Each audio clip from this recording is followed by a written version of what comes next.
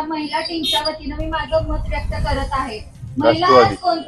आज कोणत्याही राष्ट्रवादी काँग्रेस। राष्ट्रवादी काँग्रेस पार्टीच्या वतीनं मी माझं मत व्यक्त करत आहे। महिला आज कोणत्याही पदावरती पोहोचते तेव्हा ती तिच्या संघर्षातून आणि तिच्या कर्तृत्वाने पोहोचते। त्यामुळे कोणत्याही महिलेला बाहुली समजण्याची चूक कोणीही करू नये।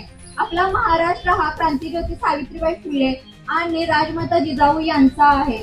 हा अपमान फक्त आमच्या पक्षाच्या नेत्या तसेच आपल्या महाराष्ट्र राज्याच्या पहिल्या महिला उपमुख्यमंत्री सुनीत्राबाई पवार यांचा नसून आपल्या महाराष्ट्रातल्या प्रत्येक कष्टकरी महिलेचा हा अपमान आहे। तसेच सरकारकडून सन्मान करणाऱ्या आपल्या लाडक्या बहिणीचाही हा अपमान आहे। त्यामुळे काँग्रेस पक्षाने जी काही टीका टिप्पणी केलेली आहे त्याबद्दल आम्ही जाहीरपणे निषेध करत आहोत। धन्यवाद।